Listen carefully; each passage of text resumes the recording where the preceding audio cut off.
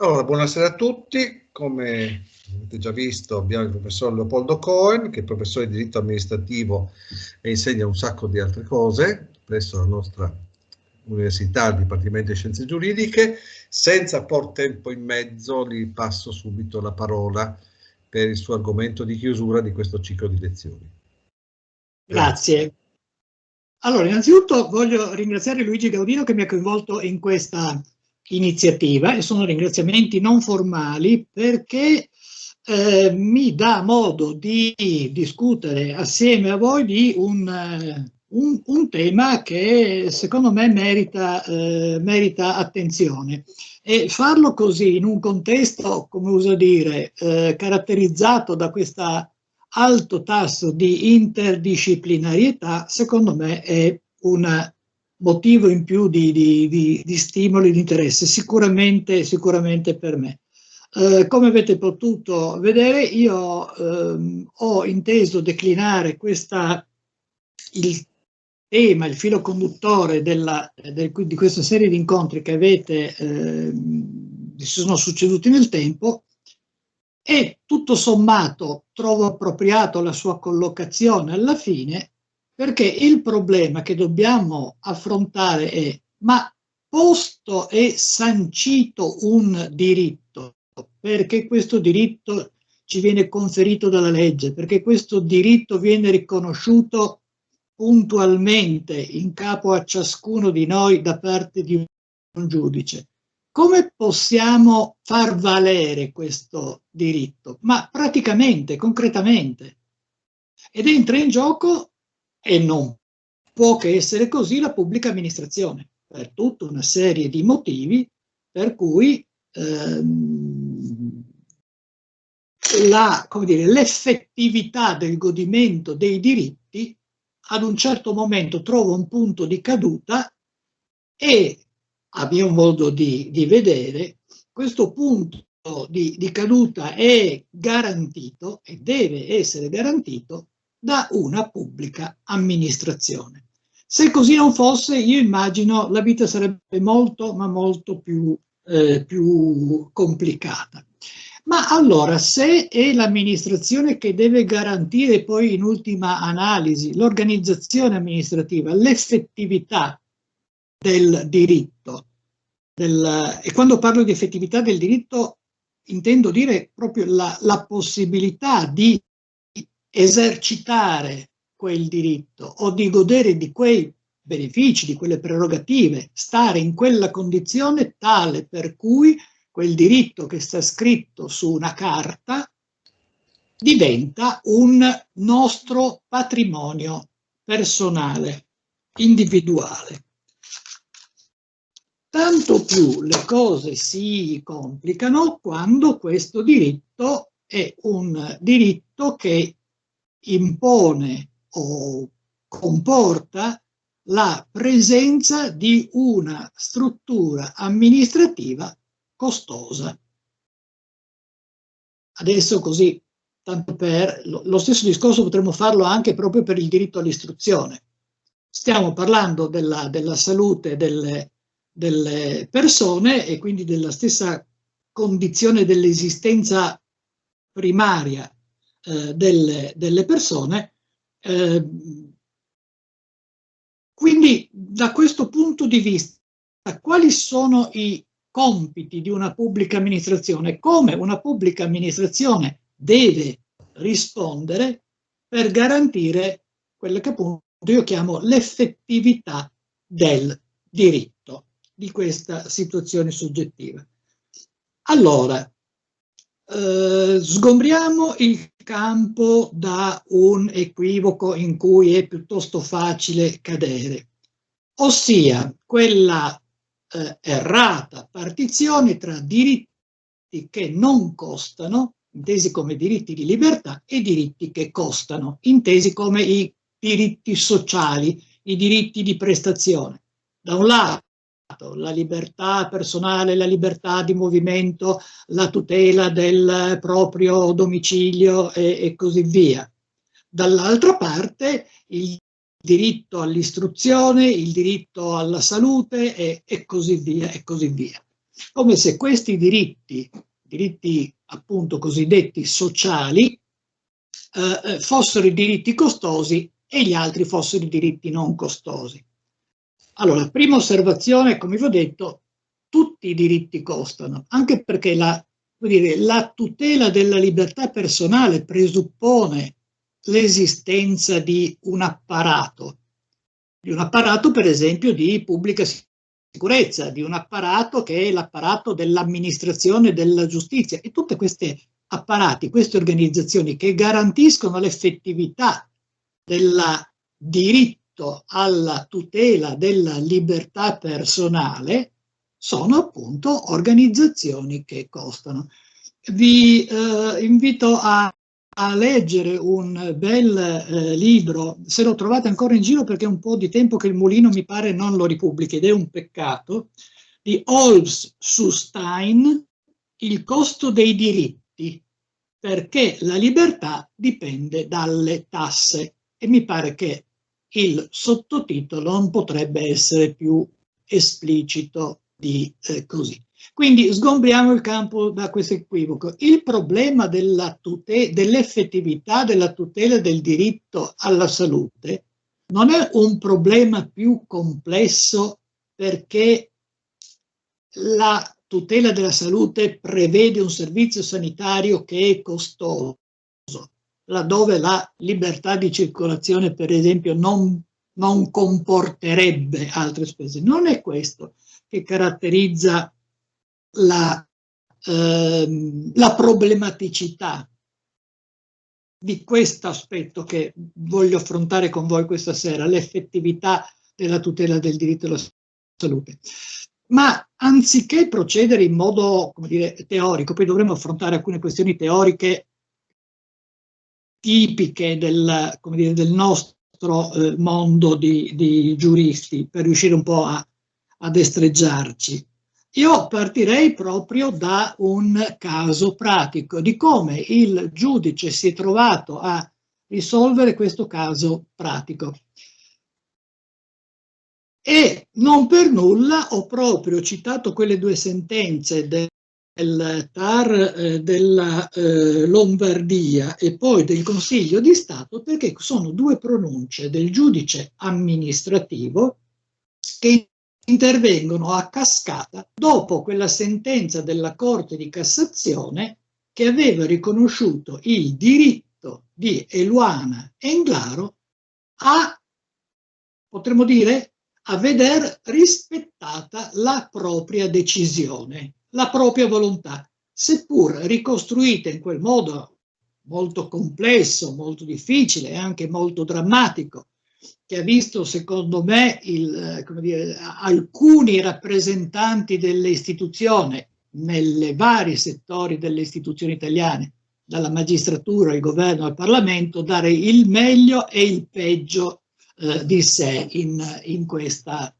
vicenda. Io immagino, correggetemi se sbaglio, che nei vari incontri che si sono succeduti nel tempo voi abbiate avuto modo di esaminare la questione del testamento di fine vita, del living will, della vicenda molto complessa che ha anche grazie proprio all'impegno civile di Beppino Englaro, ha poi portato finalmente, dico io, all'approvazione di una legge che, anche se non è la miglior legge del mondo, rappresenta comunque un tale salto di civiltà giuridica rispetto a ciò che c'era prima, che è quella che sancisce appunto un certo istituto giuridico che garantisce il rispetto della propria volontà nel caso in cui la persona non sia temporaneamente o permanentemente in grado di manifestarla riguardo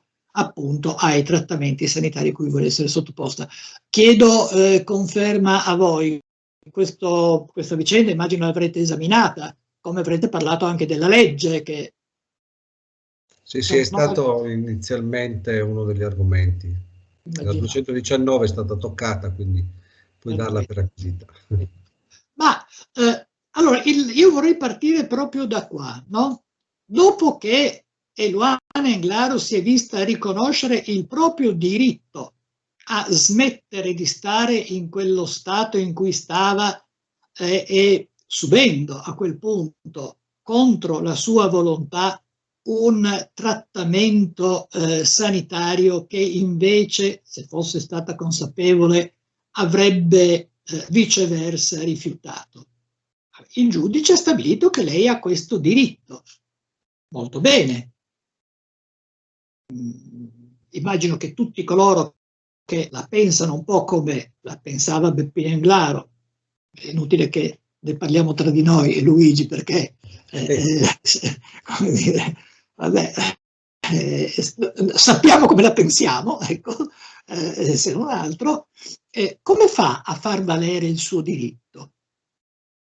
Beh, ci deve essere qualcuno che si occupa di interrompere quel trattamento sanitario, posto che la nutrizione artificiale e l'idratazione artificiale, per come appunto veniva assicurata, è stata qualificata, e mi pare che non vi siano dubbi al riguardo, alla stregua di un trattamento sanitario. Quindi bisogna far rispettare la volontà di Eluana. A chi ci si rivolge? Ci si rivolge al Servizio Sanitario Nazionale. E a chi, se no? Come tutte le persone che vogliono essere curate. Curate è un'espressione molto semplice, ormai dopo, al termine di questo corso, ormai sappiamo che cosa vuol dire cura. Cura non vuol dire semplicemente la terapia che mi risolve, ma vuol dire aver bisogno, per quella complessità di aspetti che caratterizza appunto la complessità di corpo e anima della persona, a ricevere tutta l'assistenza di cui ha bisogno. L'assistenza di cui ha bisogno Eluana Englaro è un'assistenza sanitaria che consente appunto di toglierla da quel macchinario, complessi di macchinari e apparecchiature medicali, si dice così, se ci sono dei medici in sala mi correggano, c'è un dottore in sala? Sì, credo ci sia. Bene, quelle apparecchiature, quindi si rivolge, come farebbe qualsiasi persona, al servizio sanitario. Servizio sanitario che, come sapete, è organizzato su base regionale. Lei con suo padre stava in Lombardia, si rivolge quindi alla direzione regionale della sanità lombarda, sanità di eccellenza, come appunto come abbiamo verificato in questi periodi. Come abbiamo verificato, sì, però capite, è fin troppo facile, non è neanche giusto, non è neanche giusto, perché vabbè, lasciamo stare, quello lo facciamo al corso del prossimo anno, va bene? Si rivolge appunto alla direzione regionale della sanità affinché indichi una struttura sanitaria pubblica dove ricevere l'assistenza di cui ha bisogno. Ora, presenta un'istanza, presenta un atto di diffida, poco cambia. Il fatto è che l'amministrazione lombarda, l'amministrazione sanitaria, risponde di non poter indicare alcuna struttura sanitaria perché la prestazione di cui si chiede appunto l'esecuzione non rientra tra i compiti dell'amministrazione sanitaria pubblica. Perché non rientra tra i compiti? Uno, perché questo tipo di intervento, che appunto è la rimozione di queste apparecchiature, non è prevista nei LEA, livelli essenziali di assistenza, ossia quei tipi di trattamenti, di assistenza, mettiamolo così, di cure, che proprio perché si chiamano livelli essenziali di assistenza devono essere garantiti in modo uniforme su tutto il territorio nazionale. Obbediscono al rispetto del principio di uguaglianza. Sarebbe come dire, perdonatemi la semplificazione, al di sotto di una certa soglia di tipi di trattamento e di qualità di trattamenti non si deve scendere. Poi le regioni, nell'esercizio della loro autonomia, possono sempre migliorare queste prestazioni in termini appunto di efficienza, tecnologie, riduzione delle liste d'attesa, bla bla bla, con trattamenti supplementari e complementari. Ma al di sotto di una certa soglia non si deve andare, perché questo corrisponde al rispetto del principio di uguaglianza. E questi sono i LEA. Ora, questi LEA, questo servizio sanitario inteso proprio nella sua accezione di servizio universale, non li prevede. D'altra parte, risponde la Regione Lombardia, in modo anche un po' rozzo, noi siamo qui per prestare assistenza, per guarire le persone o comunque per cercare di fare il massimo per loro, ma non siamo assolutamente né attrezzati né tenuti a porre in essere delle pratiche che consapevolmente portano al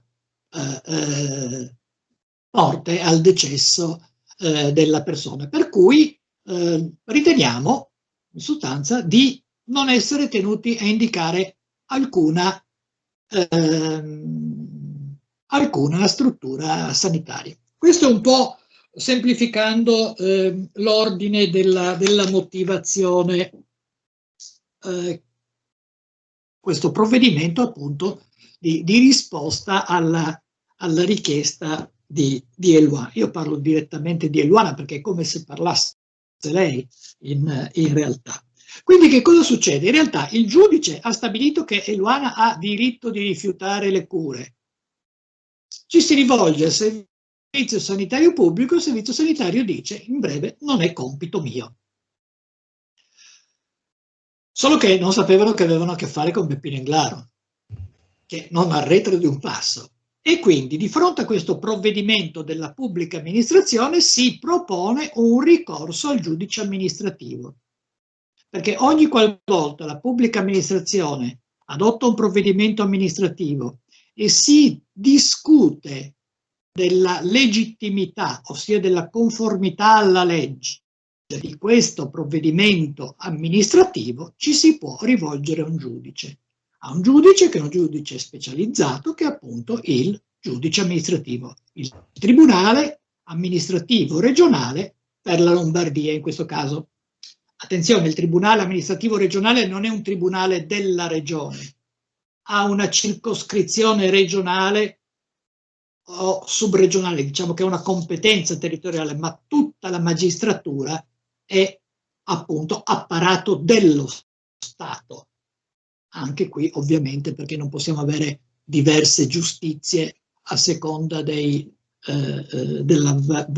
cambiamento dei territori. La legge è uguale per tutti.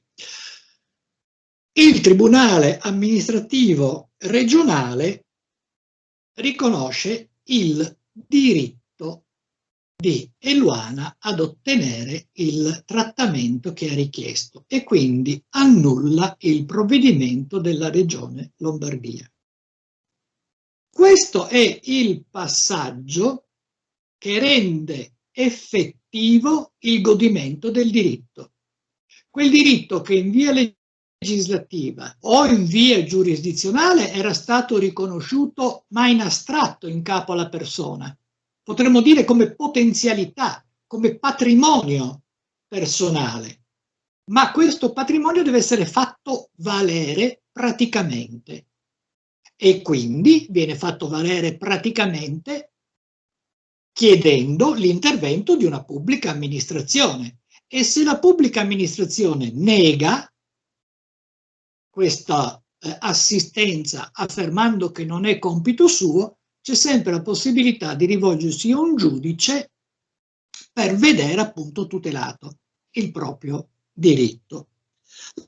La questione è interessante da tanti punti di vista e qui perdonatemi, ma dobbiamo entrare in alcune, come dire, tecnicalità del diritto.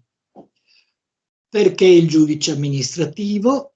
Che cosa risponde il giudice amministrativo e quali sono le conseguenze poi di carattere pratico applicativo che si devono trarre da questa sentenza.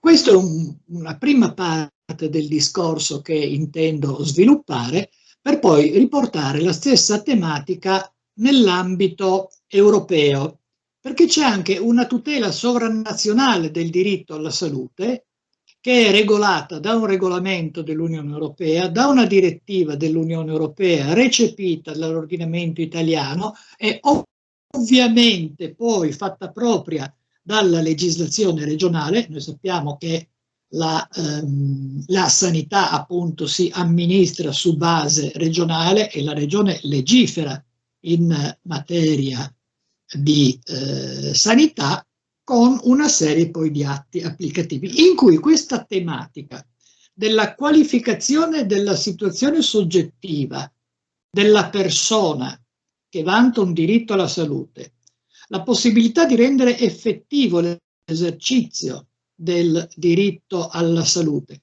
e di non confondere questa situazione soggettiva di diritto con l'altra situazione soggettiva della persona che si confronta con la pubblica amministrazione e che noi qualifichiamo nei termini di interesse legittimo, ci porterà appunto a svolgere una serie di ragionamenti in proposito.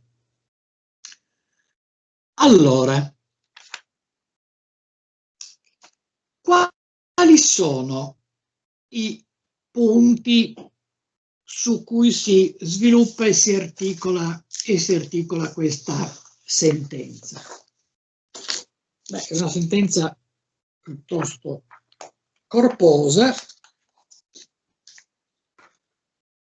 che vediamo di sintetizzare per punti. Fino a qua va tutto bene?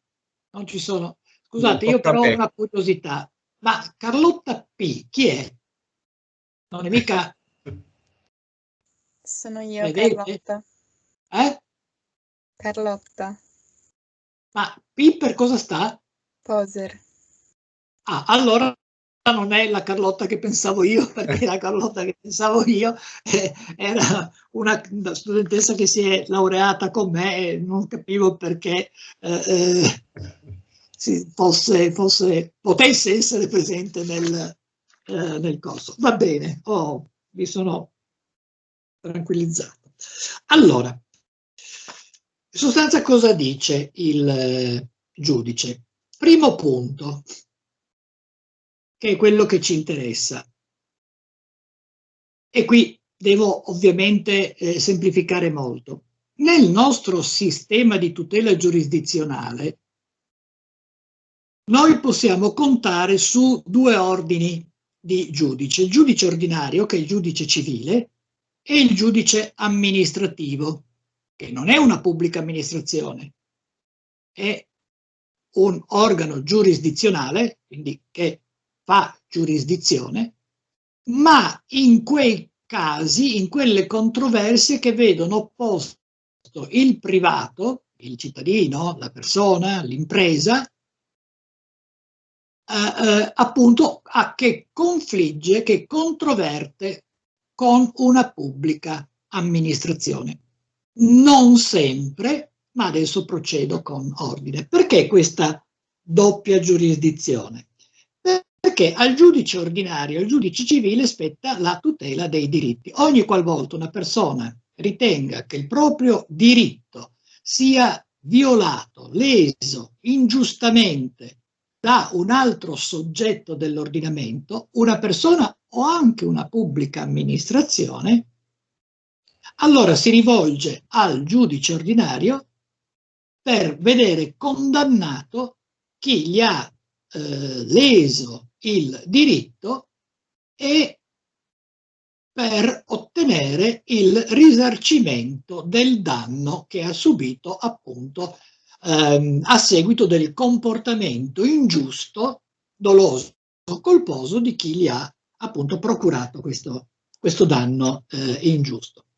Se però la controversia riguarda un provvedimento della pubblica amministrazione e il privato ritiene che quel provvedimento non sia legittimo, dove per non legittimo dobbiamo intendere non conforme alle leggi, in qualche modo non conforme a tutti quegli imperativi giuridici che all'interno dell'ordinamento ne costituiscono il parametro di legittimità. Per un provvedimento amministrativo può essere un regolamento, una legge, la stessa Costituzione, una norma contenuta in un atto comunitario, eccetera, eccetera. Si rivolge al giudice amministrativo per chiedere che cosa? L'annullamento di quel provvedimento. Scusatemi, ma non posso rispondere? Sì, non posso rispondere, sono a lezione. Eccomi. Perché questo doppio ordine di tutela? Perché, come vi ho detto prima, il diritto è protetto e tutelato dal giudice ordinario. La situazione soggettiva del privato che ritiene di essere leso da un provvedimento amministrativo, noi la qualifichiamo, ed è una peculiarità solo nostra, tutta italiana, non come diritto soggettivo, ma come interesse legittimo. Perché non è un diritto soggettivo? Perché la soddisfazione dell'interesse non è direttamente assicurata dalla legge, ma la soddisfazione dell'interesse dipende da un intervento dell'amministrazione che dà attuazione alla legge. Faccio un esempio pratico. Il privato richiede la concessione per utilizzare un bene pubblico, la possibilità di utilizzare quel bene pubblico dipende da un atto della pubblica amministrazione, in cui la pubblica amministrazione si comporta come un potere rispetto al quale il privato si trova in una situazione di soggezione. La soggezione all'esercizio legittimo del potere, ovviamente. Tant'è che se il potere viene esercitato in modo non conforme alla legge, può reagire impugnando l'atto davanti al giudice amministrativo per vederlo annullare. E quando il giudice amministrativo annulla l'atto, lo priva degli effetti che ha prodotto sin dal momento in cui quell'atto è stato approvato. Ma la stessa cosa, per esempio, per quanto riguarda gli altri interessi legittimi che nel gergo un po' bruttino, devo dire, di noi amministrativisti chiamiamo interessi oppositivi, si manifestano quando lo stesso soggetto è vittima di un provvedimento o di requisizione o di espropriazione che lo priva, nel caso dell'espropriazione, di un bene immobile di proprietà. Se l'espropriazione non è condotta in modo conforme alla legge, il privato può chiedere l'annullamento del provvedimento di espropriazione e ritornare quindi ad essere proprietario sin dall'origine, sin dal momento o un istante prima rispetto al momento in cui quel provvedimento è stato emanato e gli è stato comunicato. Come vedete, c'è sempre una situazione sperequata in questi casi. La pubblica amministrazione decide e deve decidere perché è la legge che ha attribuito all'amministrazione quel compito, quel potere, quell'autorità. E se ci pensate è un'autorità pesante, incide unilateralmente nella situazione giuridica del privato, gli sottrae il diritto sul bene, ovvero gli conferisce una serie di diritti e di facoltà che altrimenti non gli apparterebbero col provvedimento simmetrico della concessione. Ora, l'esercizio del potere amministrativo consiste proprio nel potere e dovere nella potestà di bilanciamento degli interessi nel caso concreto. Perché la pubblica amministrazione espropria? Perché c'è bisogno di acquisire un'area dove verrà costruita un'opera pubblica, le nuove biblioteche dell'università, il nuovo teatro comunale, la nuova piscina comunale, il nuovo padiglione dell'ospedale. Bisogna acquisire il terreno e quindi il terreno viene espropriato. Come vedete c'è sempre un bilanciamento costi-benefici, sacrifici-benefici. Ogni sacrificio imposto a qualcuno da una pubblica amministrazione comporta benefici per qualcun altro. Il proprietario perde il terreno. Noi tutti, tra breve, potremmo godere di un nuovo padiglione dell'ospedale, dove verranno date nuove cure che prima altrimenti non si sarebbero potute fornire in così sotto mano, a portata di mano. Nel caso della concessione su un bene pubblico, al privato viene concesso l'uso di un tratto della spiaggia perché lo possa utilizzare ai fini di installare uno stabilimento balneare. È chiaro che è un vantaggio per quel privato e un sacrificio per tutti coloro che vengono privati di un tratto di spiaggia libera, perché se vorranno andare a fare il bagno in quella zona dovranno pagare il biglietto di ingresso in uno stabilimento balneare. Pesi e benefici, questo è il compito fondamentale della pubblica amministrazione ed è per questo che la pubblica amministrazione esercita la sua autorità, ma la sua autorità deve essere sempre esercitata entro i parametri legislativi, che badate bene non sono necessariamente tutti scritti, perché da nessuna parte c'è scritto che la pubblica amministrazione deve, come dire, decidere in modo ragionevole, ma sta nello stato delle cose. È come dire una condizione di pensabilità del sistema. Non possiamo pensare a dei sistemi che non siano dei sistemi ragionevoli. E da questo punto di vista il principio di ragionevolezza è un principio giuridico perché viene utilizzato dal giudice al fine di vagliare, se non altro, la non irrazionalità dell'atto della pubblica amministrazione, che magari è stato adottato seguendo tutte le norme del procedimento, ma si rivela un atto sproporzionato, incongruo, non motivato, nel senso di non sostenuto da ragioni effettive, frutto del travisamento di fatti, produce una evidente disparità di trattamento e così via e così via. Vedete che a monte dell'esercizio dell'autorità della pubblica amministrazione sta sempre un bilanciamento tra interessi, sempre un bilanciamento tra interessi. Il legislatore affida un compito alla pubblica amministrazione, ma non dice alla pubblica amministrazione come deve svolgere quel compito, perché come lo deve svolgere sta appunto nello stato delle cose, nel miglior modo possibile.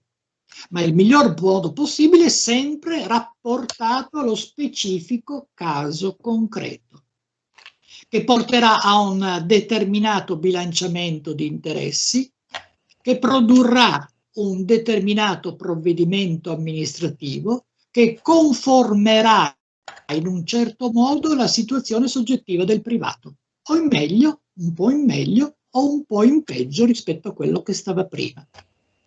E badate bene, non c'è nessun bisogno del concorso della volontà del privato affinché l'effetto giuridico utile si produca.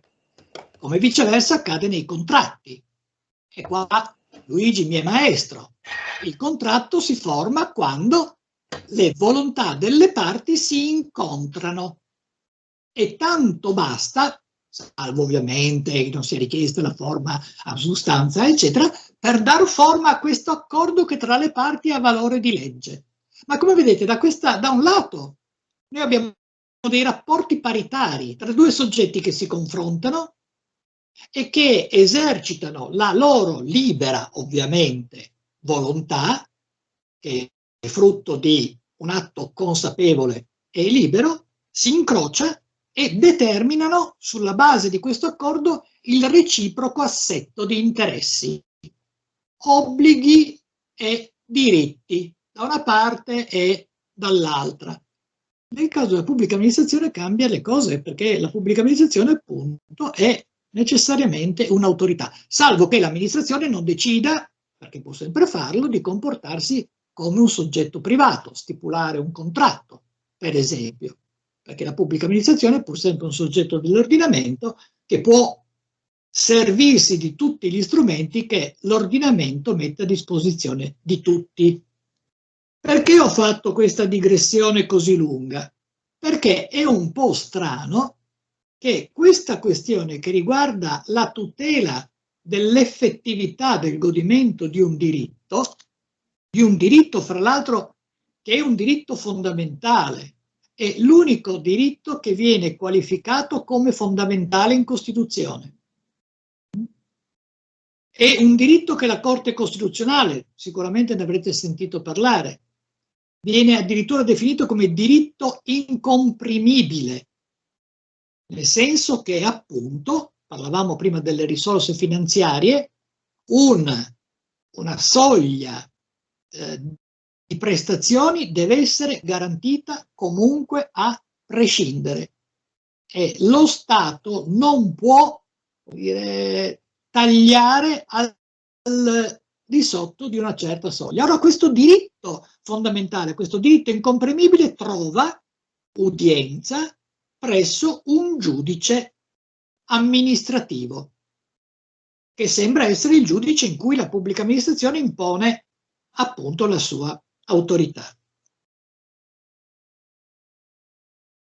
E l'altro caso, cioè l'altro aspetto singolare che voglio portare alla vostra attenzione è che comunque noi ci troviamo di fronte a un provvedimento della pubblica amministrazione, la sanità, la direzione alla sanità della Lombardia, che adotta un provvedimento, che è un provvedimento autoritativo di diniego a fronte della richiesta che era stata avanzata.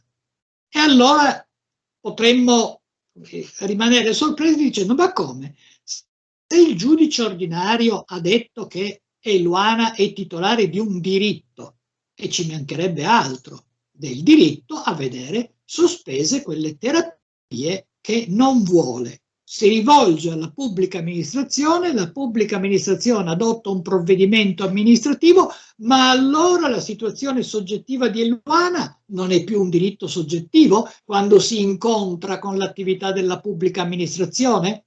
Cessa di essere un diritto? Ma come può cessare di essere un diritto nei confronti proprio di una pubblica amministrazione che dovrebbe essere il soggetto stesso che istituzionalmente è chiamato a rendere effettivo quel diritto? Allora la soluzione naturalmente c'è, e c'è con una serie di clausole particolari su cui però bisogna ragionare un po' su. Primo punto, è un punto un po' tecnico, tant'è vero che la direzione regionale della Lombardia ha subito sollevato la questione davanti al giudice amministrativo, dicendo che la questione non era giurisdizione del giudice amministrativo, ma era giurisdizione del giudice ordinario. Il privato ricorrente che si oppone a questo diniego della pubblica amministrazione vede leso da questo diniego un proprio diritto, quindi deve rivolgersi al giudice ordinario, che, come ho detto prima, è il giudice che tutela dei diritti. Che cosa dice la Regione Lombardia? Beh, che a prescindere da quello che è il provvedimento amministrativo come atto, questo atto in realtà non è altro che la formalizzazione di un comportamento della pubblica amministrazione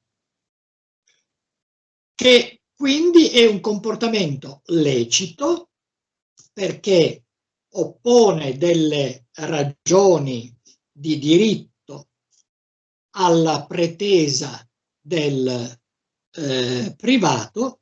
Se il privato aveva da lamentare la lesione del suo diritto, si sarebbe dovuto rivolgere al giudice ordinario, chiedendo la condanna al risarcimento del danno da parte della pubblica amministrazione, che peraltro, dice, non c'è stata alcuna lesione di alcun diritto. Perché? Perché il servizio sanitario, come vi ho detto prima, non è né investito in base a norme giuridiche di compiti del genere, né organizzativamente preposto ad assolvere a compiti del genere.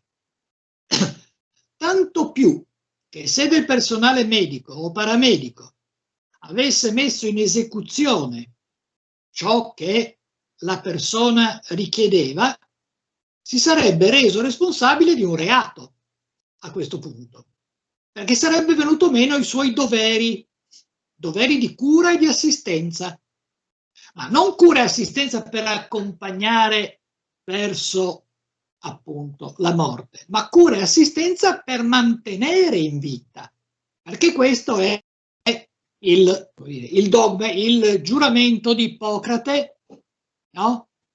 del medico o comunque del personale sanitario.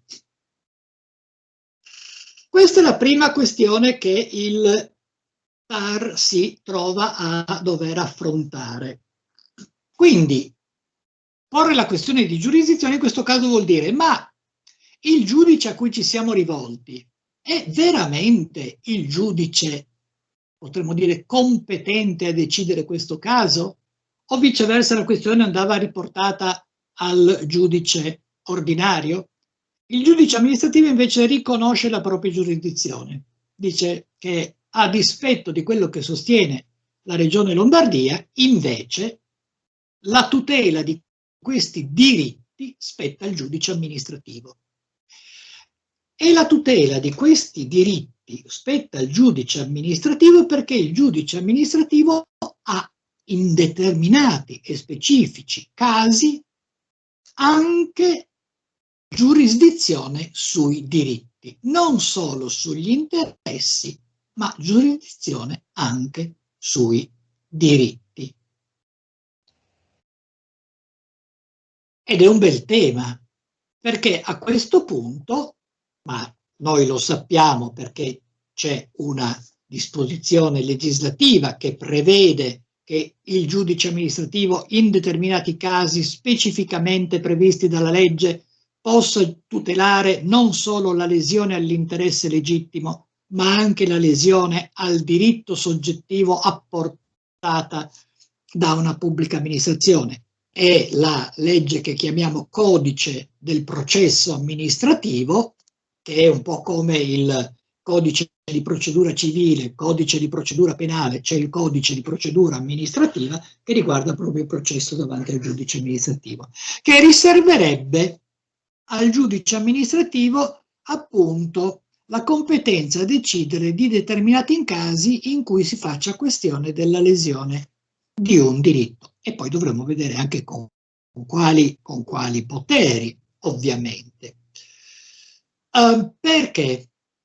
Perché la giurisdizione di tipo esclusivo, si chiama così, la giurisdizione esclusiva del giudice amministrativo è prevista per la materia dei servizi pubblici e non c'è dubbio che il servizio sanitario rientri nel novero dei servizi pubblici. Che cosa sono quei servizi pubblici? Sono quelle attività erogate da una pubblica amministrazione che però non consistono nella produzione di provvedimenti amministrativi, ma consistono nello svolgimento di attività materiali volte a migliorare le condizioni civili, economico-sociali della collettività di riferimento, ossia tutta quella gamma di attività che il mercato di per sé non vuole, non può, non è in grado di soddisfare, ma che comunque rappresentano delle condizioni importanti, diciamo così, per garantire un certo standard di qualità della vita delle persone, e allora vengono assunte come compiti in proprio della pubblica amministrazione. Dunque rientreremmo in un caso di giurisdizione esclusiva, proprio perché attinente all'erogazione di un servizio pubblico. Attenzione però, perché questo vale per quelli che sono gli aspetti organizzativi o comunque legati, sia pure o comportamenti legati sia pure indirettamente all'esercizio di un'attività. Per esempio, quelli che sono i rapporti individuali di utenza con l'erogatore tra l'erogatore del servizio e la persona che usufruisce del servizio non sono già più giurisdizione del giudice esclusivo e del giudice amministrativo, ma rientrano appunto nella giurisdizione di tipo ordinario, perché sono comunque legati a una fattispecie che è assimilabile a un rapporto di tipo contrattuale, quindi diritti e obblighi.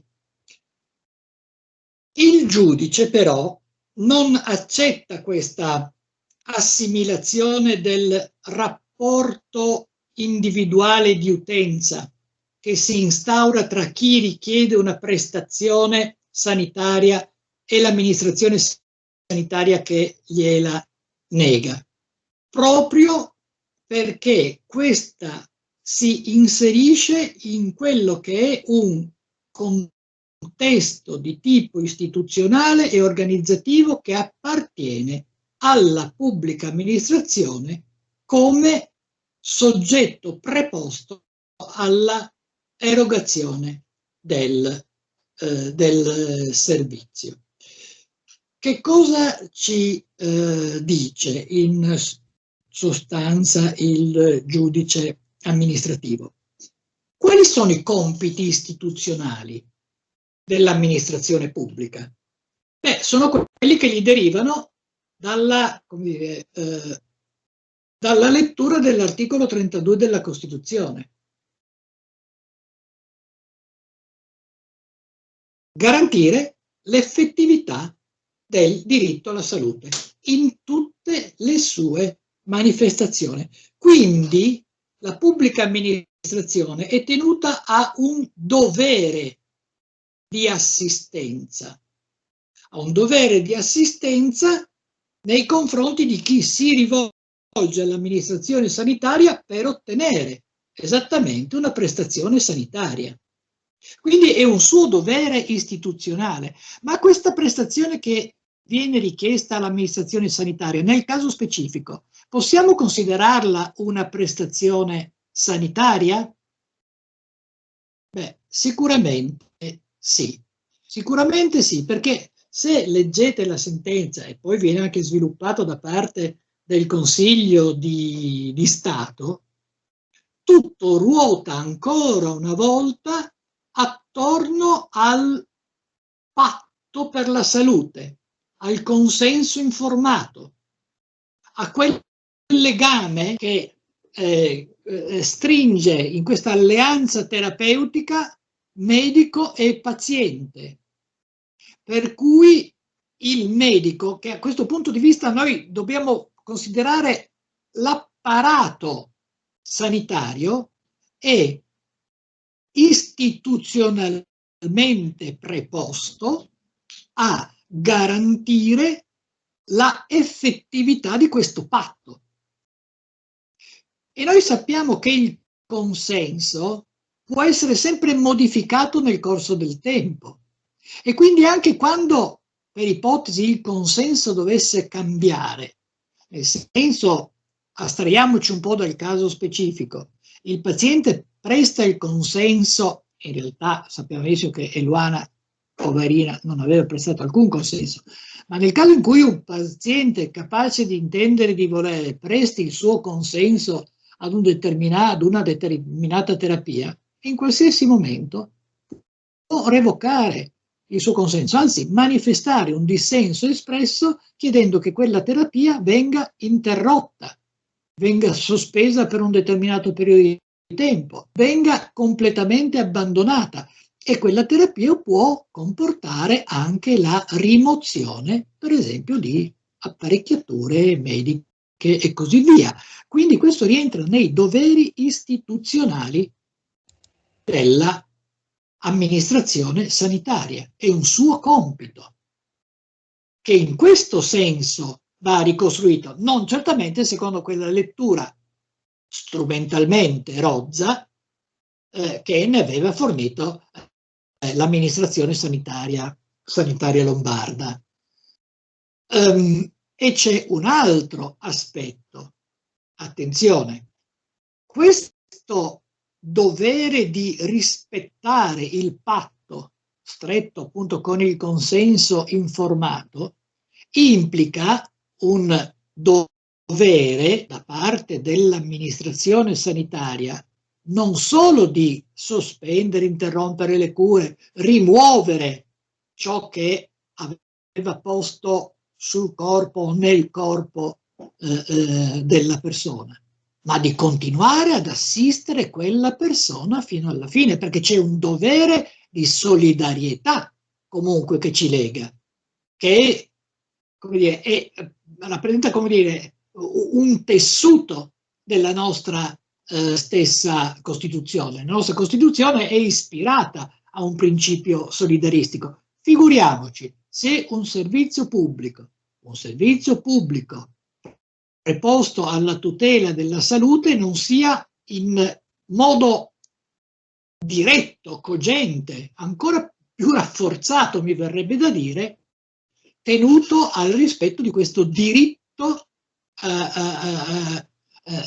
o questo principio di tipo solidaristico. E quindi nella sentenza del giudice amministrativo non solo si vede riconosciuta la giurisdizione del giudice amministrativo, non solo il giudice amministrativo si vede competente a tutelare un diritto, ma anche si pronuncia annullando il provvedimento illegittimo dell'amministrazione sanitaria, proprio perché non conforme alla legge in quanto quella motivazione su cui si regge quel provvedimento amministrativo contrasta con quelli che sono i doveri che la legge impone al servizio sanitario, a quelli che sono i principi a cui deve informarsi l'azione dell'amministrazione pubblica sanitaria, che sono appunto basati su principi, come vedete, che sono i fondamenti: l'alleanza terapeutica, il rispetto della volontà del paziente, l'assistenza al paziente comunque e sempre, fino al momento in cui appunto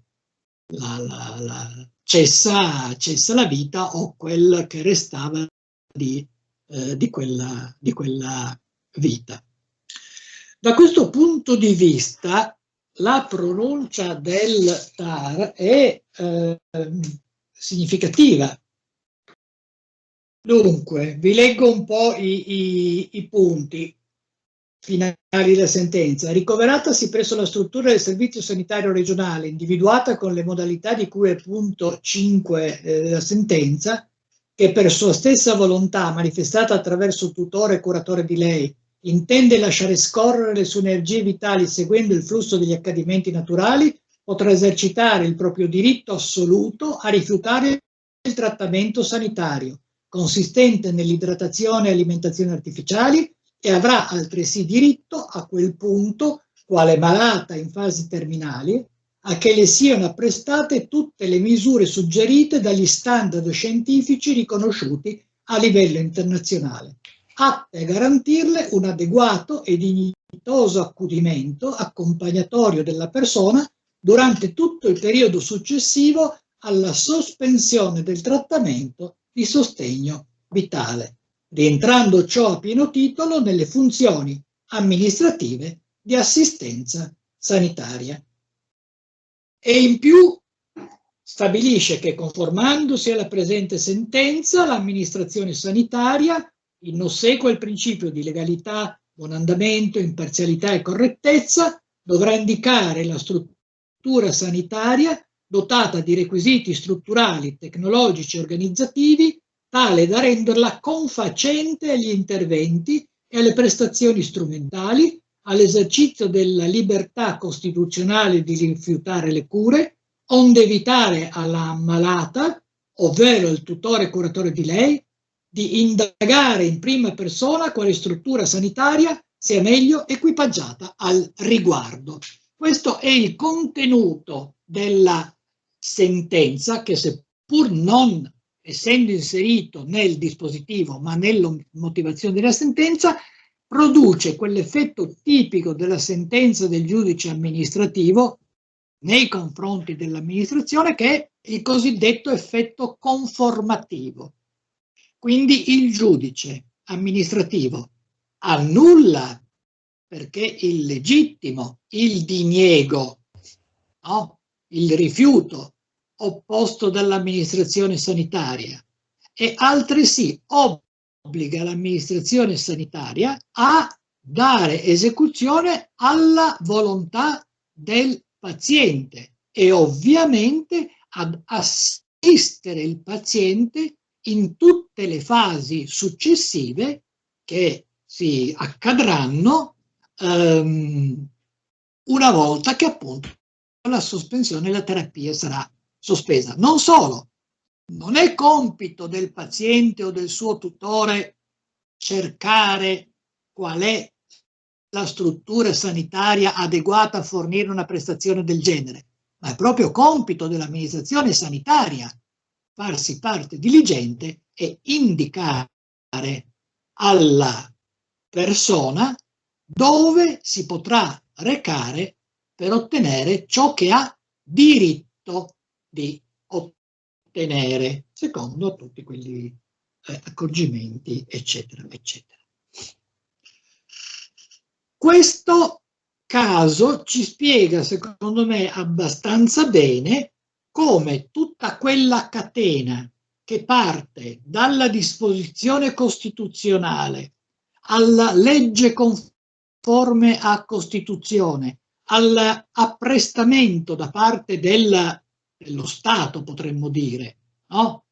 Di una amministrazione che dia esecuzione alla legge, trovi poi nel caso in cui qualche cosa in questa catena non abbia funzionato, un giudice che possa assicurare l'effettività del diritto. Ed era il punto che mi interessava mettere in luce, come l'amministrazione è tenuta a garantire l'effettività del diritto. Ora, questa sentenza mi pare che sia esemplare da questo punto di vista, ed è talmente esemplare che non a caso la Regione Lombardia ha proposto appello al Consiglio di Stato, perché ritiene che questa sentenza sia frutto di una serie di errori di giudizio. Voi sapete che nel nostro sistema, per fortuna, c'è il doppio grado di giudizio. Chi ritiene di essere stato trattato male dal giudice in primo grado può rivolgersi al giudice d'appello, che riprende in mano tutta la vicenda e cerca appunto di vedere se effettivamente chi si appella non è stato trattato bene dal giudice. L'aspetto singolare è che l'appello viene proposto al Consiglio di Stato, che è il giudice d'appello per la giurisdizione amministrativa, dalla Regione Lombardia anche dopo che Eluana è morta. In un certo senso verrebbe da dire, beh, ma se la parte del giudizio, una delle due parti del giudizio non c'è più, contro chi te la prendi? E la questione è interessante proprio perché la Regione Lombardia si è trovata spiazzata da questa sentenza, e ha ritenuto di dover ricorrere in appello. Adesso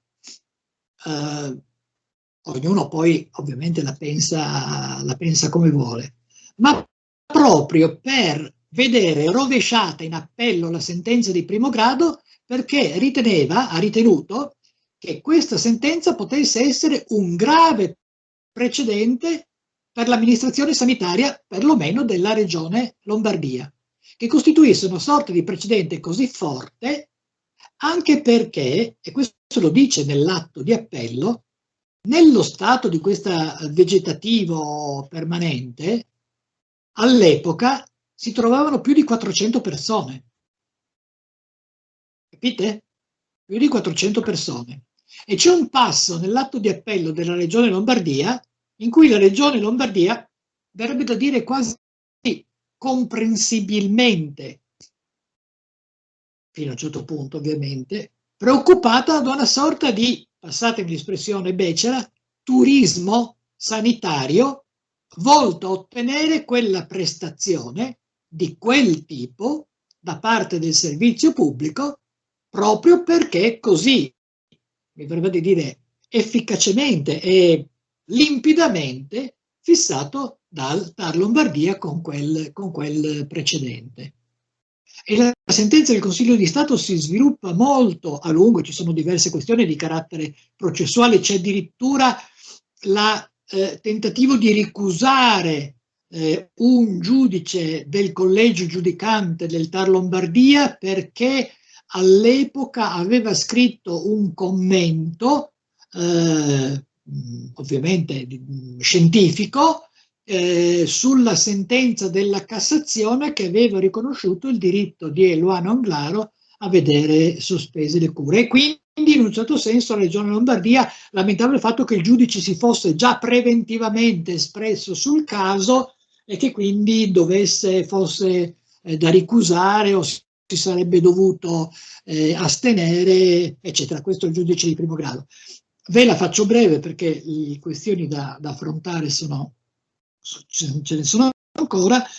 Il Consiglio di Stato nel corso di una quarantina di pagine o poco meno sviluppa e affronta tutti gli argomenti, quello relativo alla ricusazione, quello relativo all'interesse permanente della Regione Lombardia, che comunque è un interesse che il giudice di appello riconosce come effettivamente un interesse, se non altro, non certamente per quanto riguarda il caso specifico, ma un interesse di carattere morale, carattere comunque strumentale, a veder riconosciuta una certa statuizione del diritto, proprio perché questo potrebbe, dal punto di vista del ricorrente in appello, comportare un pregiudizio poi nel futuro. Quindi riconosce la legittimazione al ricorso della Regione Lombardia, respinge peraltro tutti i motivi di appello uno dopo l'altro,